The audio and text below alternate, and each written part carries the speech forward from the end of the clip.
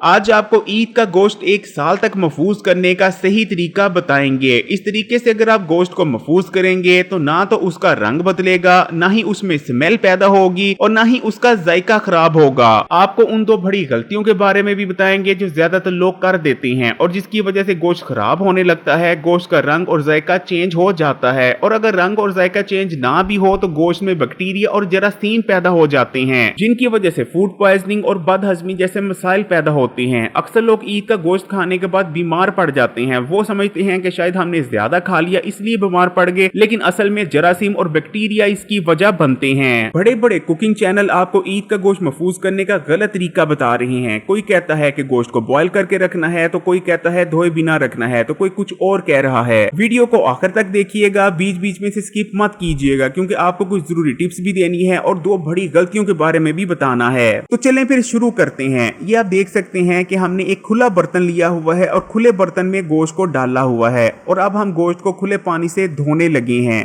आपने भी गोश्त को खुले पानी से धोना है। हम तो पतीले के जरिए धो रहे हैं क्योंकि वीडियो बनाने की मजबूरी है, लेकिन आपने नलके के नीचे रखकर अच्छी तरह से खुले पानी से गोश्त को धोना है। जितनी अच्छी तरह से गोश्त को धोएंगे उतना ही ज्यादा बेहतर है। और ये आप देख सकते हैं कि हमने सिर्फ गोश्त को पानी डालकर और पानी फेंक नहीं दिया, बल्कि हाथों की मदद से बोटी बोटी करके मार रहे हैं।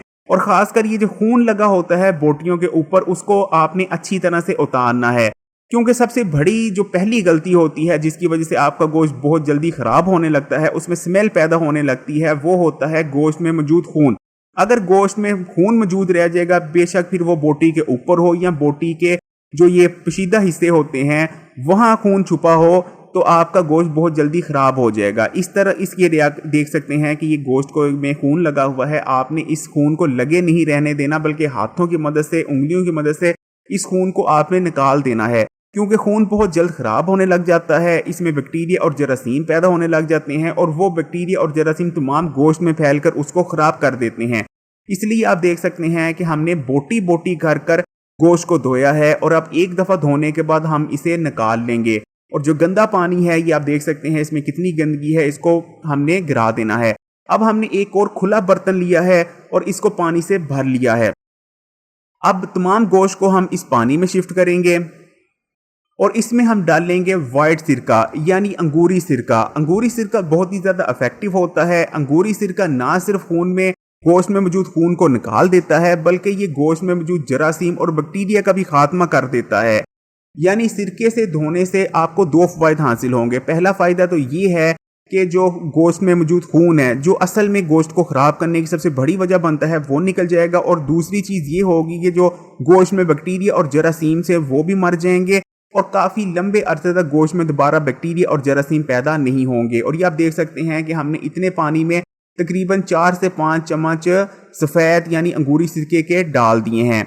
और अब हम हाथों की मदद से तमाम पानी में अंगूरी सिरके को मिक्स कर लेंगे, ताकि अंगूरी सिरका एक एक बोटी तक पहुंचे और बोटियों में मौजूद जो खून है और जो जरासीम है उन तमाम को निकाल दे। आपने तकरीबन 2 से 2.5 मिनट तक गोश्त को अंगूरी सिरके में पड़े रहने देना है। इससे ज्यादा आपने गोश्त को अंगूरी सिरके में डुबोकर नहीं रखना। तकरीबन 2-2.5 मिनट गुजर चुके हैं और अब हम तमाम गोश्त को जो है वो सिरके से निकाल कर एक साफ बर्तन में रख लेंगे।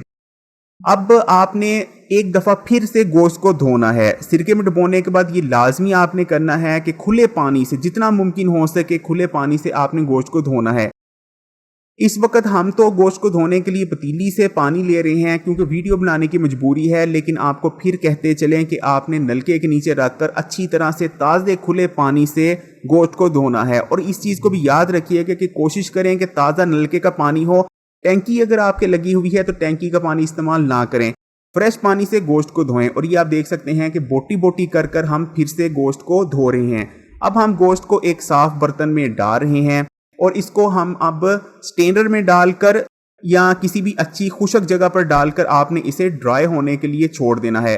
क्योंकि वक्त की मजबूरी थी, वीडियो बनानी थी, इसलिए हमने तकरीबन 15 से 20 मिनट गोश्त को ड्राई किया है। जो इसका पानी वगैरह है वो खुशक होने दिया है। और ये आप देख सकते हैं कि हमने नए शॉपर लिए हैं और नए शॉपर में इस तरह से हमने, ये सिर्फ एक ढेरी है, यानी एक वक्त के पकाने के लिए जितना गोश्त चाहिए हमने सिर्फ उतना शॉपर बैग में डाला है। और दूसरी चीज जो सबसे जरूरी टिप है कि हमने जो शॉपर में मौजूद हवा थी उसको पूरी तरह से दबाकर निकाल दिया है, क्योंकि हवा के अंदर बैक्टीरिया और जरासीम मौजूद होते हैं जो कि गोश्त के खराब होने की दूसरी सबसे बड़ी वजह बनते हैं। यानी पहली वजह होती है खून, जबकि दूसरी लोग या खवातीन क्या करती हैं, शॉपर बैग में हवा को छोड़ देती हैं। हवा में मौजूद जरासीम और बैक्टीरिया गोश्त को खराब कर देते हैं, इसलिए आपने शॉपर बैग को अच्छी तरह हल्की सी गिरा लगा लेनी है और उसके बाद हाथों की मदद से दबाकर आपने अच्छी तरह शॉपर बैग में जो मौजूद हवा है उसको निकाल देनी है। और एक और टिप जो कि बहुत ज़रूरी है कि आपने गोश्त को महफूज करने के लिए यानी ढेरियां लगाने के लिए हमेशा न्यू शॉपर का इस्तेमाल करना है और शॉपर का कलर सफ़ेद होना चाहिए। ना तो आपने काले और ना ही नीले लिफाफों का या शॉपर बैग्स का इस्तेमाल करना है। हमेशा वाइट शॉपर और न्यू शॉपर होने चाहिए, क्योंकि जो पुराने यूज शॉपर होते हैं उनमें जरासीम और बैक्टीरिया वगैरह होते हैं और उनकी वजह से भी आपका गोश्त खराब हो सकता है, उसका रंग या उसमें स्मेल पैदा हो सकती है। इस तरह अगर आप गोश्त को महफूज कर 1 साल तक भी इस्तेमाल करते हैं तो गोश्त का रंग, जायका और खुशबू वही रहेगी, किसी किस्म की कोई तब्दीली नहीं आएगी। वीडियो को लाइक करें और मजीद वीडियोस के लिए Hakeem Ali health and beauty tips को सब्सक्राइब करके घंटी का आइकॉन को दबा दें और ऑल नोटिफिकेशन को सिलेक्ट कर लीजिएगा और इस वीडियो को तमाम ही दोस्तों और रिश्तेदारों के साथ तमाम ही सोशल नेटवर्क पर जरूर शेयर कीजिएगा।